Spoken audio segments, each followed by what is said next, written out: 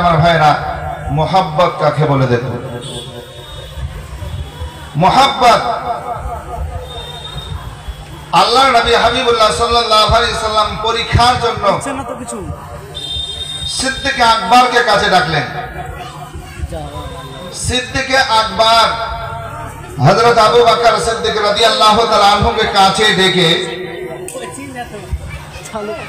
আল্লাহর হাবিব সাল্লাল্লাহু আলাইহি সাল্লাম হাত থেকে আংটি খুলে দিলেন আর বলছেন, আবু বকর যাও, স্বর্ণকারের ঘরে নিয়ে যাও, স্বর্ণকারের ঘর থেকে আল্লাহর নাম লিখে নিয়ে এসো। আল্লাহর নাম লিখতে পাঠালেন। সিদ্দিক আকবর রাদিয়াল্লাহু তাআলা আনহু আল্লাহর নবী হাবিবুল্লাহর হাতের আংটি নিয়ে স্বর্ণকারের ঘর চলতে আরম্ভ করলেন। রাস্তায় যাচ্ছেন, চিন্তা করছেন যে আমাকে তো আল্লাহর হাবিব সাল্লাল্লাহু আলাইহি সাল্লাম তিনি আল্লাহর নাম লিখতে বলেছেন, কিন্তু আমি এটা কেমন করে পারবো? কারণ যেখানে আল্লাহর নাম সেখানে নবীর নাম, কালিমা পড়েছে আল্লাহর নাম, কালিমার মধ্যে নবীর নাম, আযান হয় আযানে আল্লাহর নাম, সেখানে নবীর নাম, ইকামতে আল্লাহর নাম, নবীর নাম, আত্তাহিয়াতের মধ্যে আল্লাহর নাম, নবীর নাম, দুরূদ শরীফের মধ্যে আল্লাহর নাম, নবীর নাম। এক কথায় তিনি চিন্তায় পড়ে গেছেন, যেখানে আল্লাহর নাম সেখানে নবীর নাম, আর এখানে আমি শুধু আল্লাহর নাম লিখে নিয়ে আসবো, এটা কেমন করে পারবো? শেষ পর্যন্ত স্বর্ণকারের ঘর গেলেন। আর স্বর্ণকারের ঘর যাওয়ার পর বলছেন যে, ভাই স্বর্ণকার, এখানে খোদাই করে লেখো আল্লাহ এবং আল্লাহ রসুলের নাম। জোরে বলুন সুবহানাল্লাহ। সিদ্দিক আকবর রাদিয়াল্লাহু তাআলা আনহু কথা বললেন। স্বর্ণকার খোদাই করে আল্লাহ আল্লাহ রসুলের নাম লিখতে আরম্ভ করলেন। এক কথায় লা ইলাহা ইল্লাল্লাহ মুহাম্মাদুর রাসূলুল্লাহ সাল্লাল্লাহু আলাইহি সাল্লাম আল্লাহ আল্লাহ রসুলের নাম লিখতে আরম্ভ করেছেন। আল্লাহর নাম যখন লিখতে আরম্ভ করেছেন, লেখা সমাপ্ত হলো। আল্লাহু আকবার কবিরা। লেখা সমাপ্ত করে সিদ্দিক আকবরের হাতে উঠিয়ে দিলেন।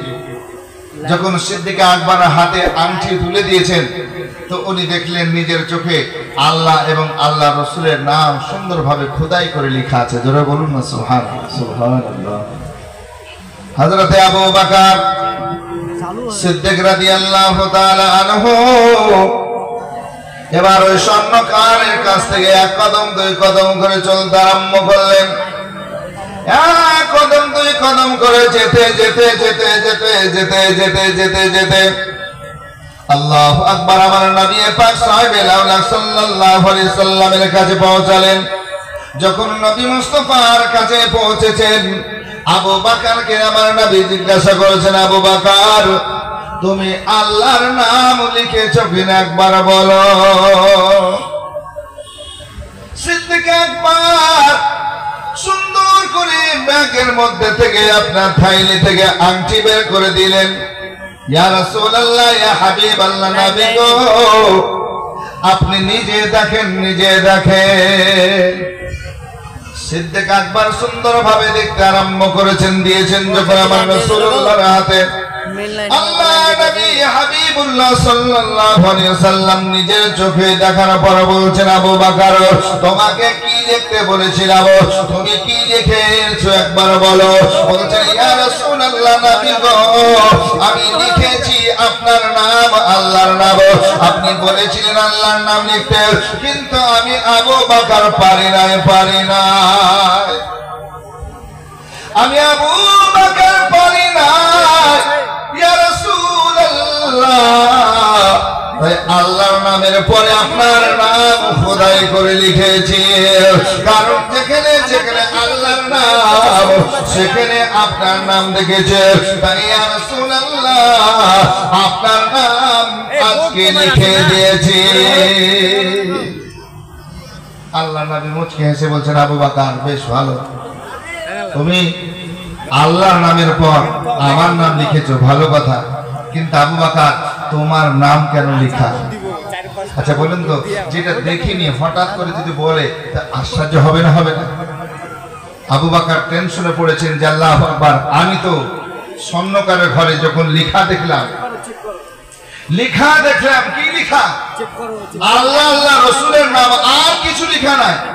বলে ইয়া রাসূলুল্লাহ আমার নাম তো লেখা আছে? বলে হ্যাঁ। আবু বকর বলেন ইয়া রাসূলুল্লাহ স্বর্ণকারকে যখন আমি লিখতে বললাম, তার কাছ থেকে যখন আংটি নিলাম, ইয়া রাসূলুল্লাহ নবী গো, আমি আপনার নাম, আল্লাহর নাম আর কারো নাম লেখা দেখি নাই, কিন্তু আমার নাম কেমন করে বলতেছেন? নবী আমার বলছেন আবু বকর নিজে দেখো। আংটি যখন তুলে ধরেছেন বেরাদার, আবু বকর নিজের চোখে দেখতে আরম্ভ করেছেন। নিজের চোখে দেখে নাম দেখার পর আর করতে পারলেন না, ধৈর্য ধারণ করতে না পেরে চোখের পানি ছেড়ে দিয়ে কান্না করতে আরম্ভ করেছেন। চোখের পানি ফেলে কান্না করতেছিল। নবী আমার বলছেন আবু বকর কাঁদো কেন? বলে ইয়া রাসূলুল্লাহ এই জন্য কান্না করেছে, এই জায়গায় আমার নাম কেমন করে আসলো? নবী আমার বলছেন আবু বকর তুমি যেমন আমার মহব্বতে আল্লাহর নাম লিখতে বলেছিলাম, আল্লাহর নামের পর আমার নাম লিখেছো। আবু বকর এটা তোমার পরীক্ষা ছিল, তোমার ইমতিহান ছিল। যেমন তুমি আমার নাম আলাদা করতে পারো নাই, জুদাই করতে পারো নাই, আমার আল্লাহ তোমার নামকে আলাদা করতে পারে নাই, জুদাই করতে পারে নাই।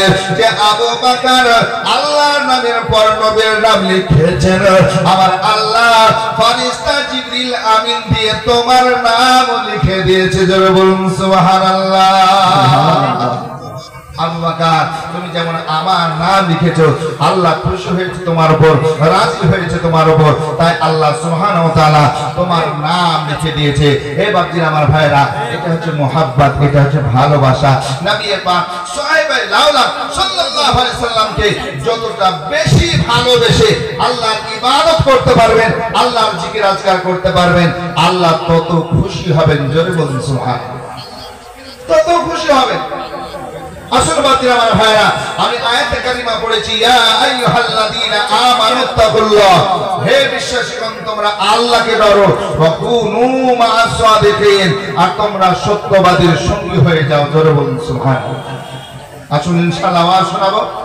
আমার হাতে 500 টাকা একজন দিয়েছে মসজিদের জন্য, সুবহানাল্লাহ। আল্লাহ দানকে কবুল মাকবুল করুন।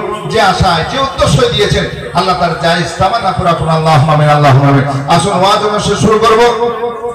এখন আমার মা বোন বাবা জীবন ভাই প্রত্যেক অনুরোধ করছি যে আপনারা আর দেরি না করে বিলম্ব না করে চলে আসুন। একটা নাতে নবীর কয়েকটি কলি পড়ে ওয়াজে নেমে পড়বে। আসুন আর দেরি করেন আপনারা। রহমতে আলম নবী নূরে মুজাশাম, সাহাবীরা আতর বানায় ওই নবীজির ঘাম। জোরে বলুন না সুবহানাল্লাহ। এই যে গরমের সময় আমরা ঘেমে গেলে আমাদের শরীর থেকে দুর্গন্ধ হয়, হয় না? আর নবী পাক সাহাবায়ে আওলাদ যখন ঘেমে যেতেন, ঘাম থেকে মুশক আম্বার চাইতে বেশি খুশবু হতো। জোরে বলুন সুবহানাল্লাহ। আসুন খুব মনোযোগ দিয়ে শুনুন। রহমতে আলম নবী নূরে মুজাশাম, সাহাবীরা আতর বানায় ওই নবীজির ঘাম, সাহাবীরা আতর বানায় ওই নবীজির ঘাম। রহমতে আলম নবী নূরে মুজাশাম, সাহাবীরা আতর বানায় ওই নবীজির ঘাম। ও বাবা জানো মানো শোনো আমার কেমন নবীজি, যাহার পাগল চন্দ্র সূর্য তারকারাজি। শুনো মানো জানো আমার কেমন নবীজি, যাহারে পাগল চন্দ্র সূর্য তারকারাজি। বাবা আরো শোনো বাণী সুন্দর কাহিনী, আরো শোনো বাণী সুন্দর কাহিনী। জান্নাতের রুমে রুমে